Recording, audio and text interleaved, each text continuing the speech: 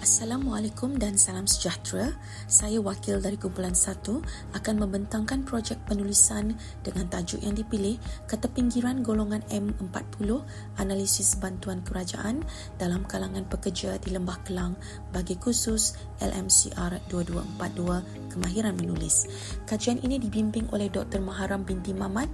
Dalam kajian ini kita akan membincangkan isu akses bantuan kerajaan serta kesannya terhadap kesejahteraan golongan M40.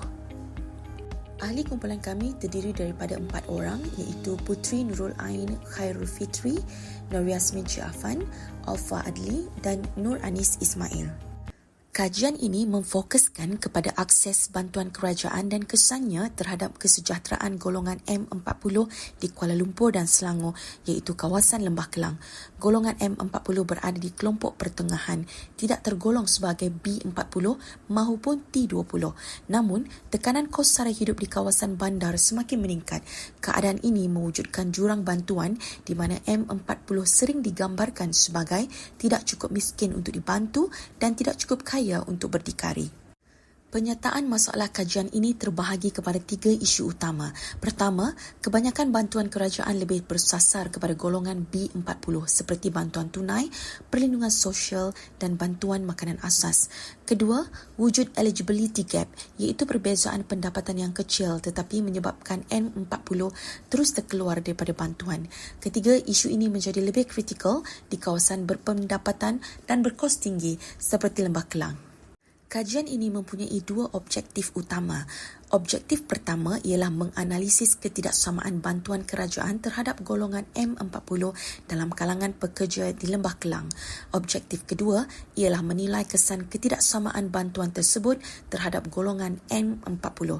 Kajian ini meliputi 5 dimensi utama iaitu perumahan, bantuan tunai atau program ekonomi, cukai, kesihatan dan subsidi haji.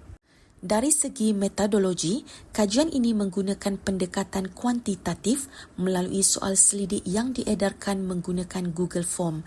Seramai 100 orang responden M40 yang bekerja sepenuh masa di Kuala Lumpur dan Selangor terlibat dalam kajian ini. Data dianalisis menggunakan statistik deskriptif iaitu frekuensi dan peratusan.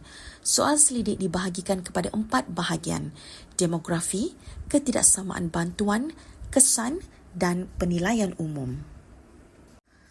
Berdasarkan dapatan soal selidik, 58% responden ialah perempuan dan 42% lelaki. Umur dominan responden ialah 31 hingga 40 tahun, diikuti oleh 41 hingga 50 tahun. Sebanyak 72% responden telah berkahwin dan 65% tinggal di kawasan bandar.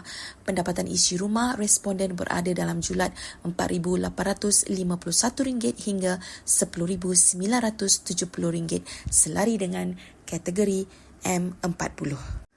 Secara keseluruhan, tahap persetujuan responden adalah tinggi, menunjukkan bahawa dasar bantuan kerajaan dianggap kurang inklusif terhadap golongan M40. Masalah utama yang dikenal pasti melibatkan perumahan, bantuan tunai, cukai, kesihatan dan subsidi haji. Punca utama ketidaksamaan ini ialah kelayakan bantuan yang lebih berasaskan kategori pendapatan dan bukan keperluan sebenar. Hasil dapatan utama merumuskan 5 isu utama yang dihadapi oleh golongan M40. Pertama, perumahan di mana M40 tidak layak skim kerajaan dan harga rumah di luar kemampuan. Kedua, bantuan tunai dan program ekonomi yang menunjukkan ketiadaan bantuan khas untuk M40 serta maklumat yang tidak jelas. Ketiga, cukai di mana potongan adalah tinggi dan tidak sepadan dengan manfaat diterima. Keempat, kesihatan dan perlindungan sosial yang lebih memfokuskan B40 dan membebankan M40. Kelima, subsidi haji di mana subsidi lebih tinggi untuk B40 dan menyebabkan M40 rasa kurang adil serta terbeban. Berdasarkan graf yang dipaparkan, majoriti responden bersetuju dan sangat bersetuju bahawa polisi perumahan kerajaan lebih memberi keutamaan kepada B40 berbanding M40. Graf di sebelah kanan pula menunjukkan tiada bantuan khas yang benar-benar disasarkan kepada golongan M40 dengan tahap persetujuan yang sangat tinggi. Ini mengukuhkan dapatan bahawa golongan M40 berada dalam keadaan tercicir daripada sistem bantuan sedia ada. Slide ini menunjukkan salah satu dapatan utama mengikut dimensi kajian. Berdasarkan graf, majoriti responden bersetuju dan sangat bersetuju bahawa kriteria kelayakan bantuan kerajaan tidak mengambil kira tanggungan isi rumah golongan M40. Ini menunjukkan bahawa penilaian bantuan masih terlalu berfokus kepada paras pendapatan, sedangkan beban sebenar M40 banyak bergantung kepada jumlah tanggungan keluarga. Dalam paparan ini merumuskan kesan ketidaksamaan bantuan terhadap kehidupan harian M40. Komitmen rumah yang tinggi memberi tekanan besar dan menyebabkan perancangan jangka panjang tertangguh. Pendapatan pula banyak digunakan untuk komitmen asas, menyebabkan sukar menyimpan.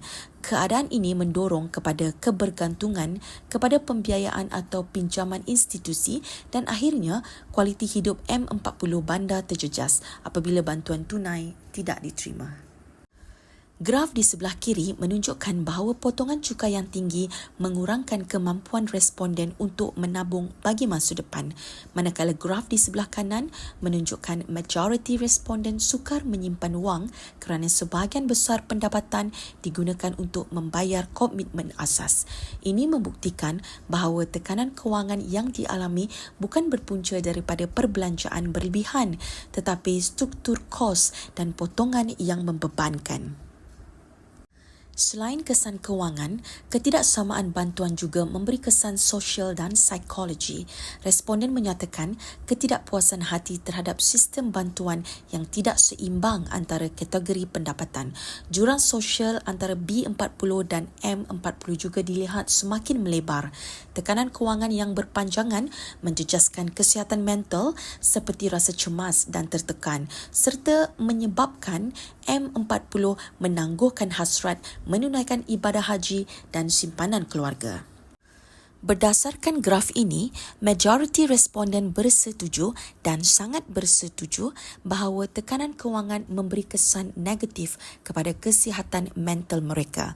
Dapatan ini mengesahkan bahawa isu ketidaksamaan bantuan bukan hanya isu ekonomi tetapi turut melibatkan kesejahteraan emosi dan psikologi golongan M40. Bagi soalan terbuka, responden mencadangkan supaya bantuan kerajaan lebih bersasar kepada golongan M40 dan tidak hanya tertumpu kepada B40.